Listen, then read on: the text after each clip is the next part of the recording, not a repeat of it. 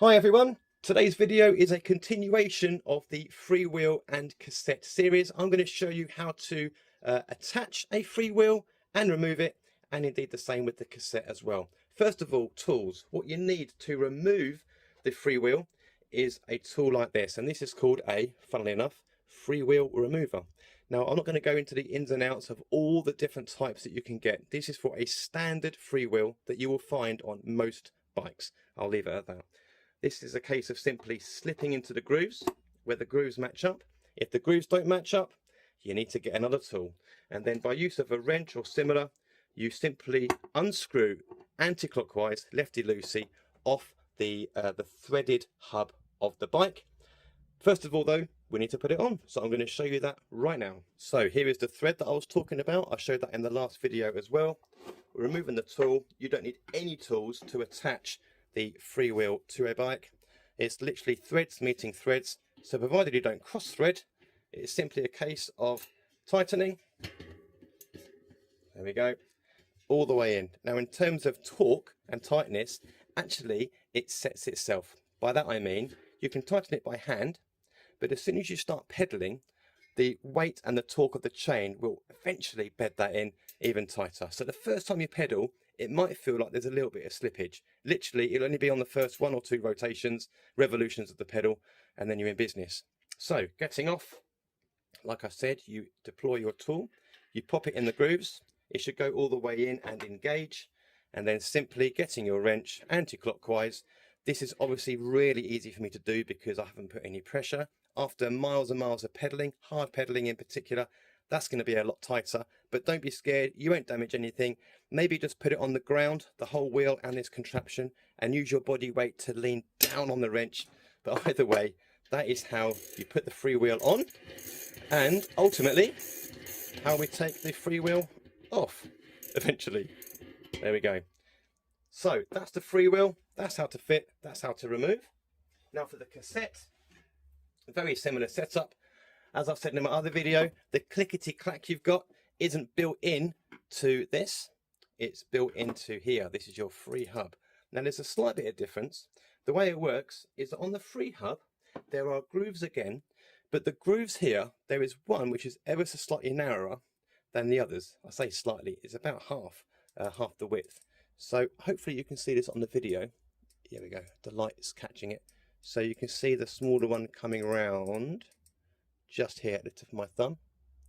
There we go. So what we're going to do is we're going to bring that round to the top to make it easy. Now with the cassettes, as you can see on the video, these are all together. This is a cheaper end cassette. Often all of these sprockets are separate as well. Sometimes you can separate them with a screw on the inside, but this one is riveted. But sometimes these are screwed together and you can remove them for cleaning and other things. Nevertheless, this is how the cassette goes on. You've got your groove set up matching these. It's just a case of finding the thinnest groove, which is just here. And so the two are going to be matched up. It's really hard to do this one-handed. There we go, straight on. And then making sure you put them all in order. You have a spacer, usually, between each sprocket as well. Now, obviously, if they're all bunched together, then you've got no problem. This one doesn't have a spacer because the sprocket itself has a thicker back to it. So on that goes, and then the final one goes on, and then the last part after this is to put on the lock ring. Now the lock ring itself does what its job is, which is to be tightened clockwise, righty-tighty, and it will lock everything into place. At the moment there's a lot of play, obviously, so by using a cassette removal tool, we plonk this in, it will go in the grooves of the lock ring just here, and there will be a rumbling sensation. That's what you want. You can hear it on the camera, hopefully. That's exactly the noise you want as the two elements are biting together. And I'm not going to do it on the table here, but you'd use a fair bit of force to push down to make sure things are locked into place. And I think, if memory serves, it's 40 Newton meters, but it typically says on the end here, and certainly it will say, there we go, 40 Newton meters. It will say on the box of the cassette that you've bought anyway. So that's not up to complete talk at the moment. That's purely to give you an example of how to do it. In terms of removing, I'm just going to pop this up a little bit. In terms of removing, you need one extra tool, which is a chain whip. Now this holds these sprockets in place, because if you try to untighten this by doing the lefty-loosey fashion, the whole thing's just going around the whole time. You're not going to be able to use your hand because it will tear your hands to shreds. So what you would do is, again, this is a bit strange doing this on camera and doing it the odd way around, but you would ultimately put the chain whip down into place. I tend to do it the second sprocket in, and provided you don't damage your knuckles in the process, you would hold this steady by putting force away from yourself, and that will hold things in place while this can be turned anti-clockwise, and there we go. And obviously it wasn't massively at 40 Newton meters, but there we go. For the benefit of the video, I'll show you the lock ring just coming off. There we go. And ultimately a couple of turns will be all it needs to then remove the entire cassette, and you're in business. So let's get this off, and hopefully, there we go. Well, you get the idea anyway.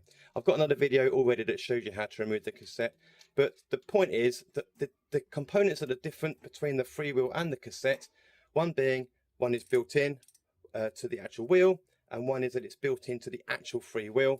But in terms of removing and putting back on, guys, we're not talking a whole bunch of expensive tools.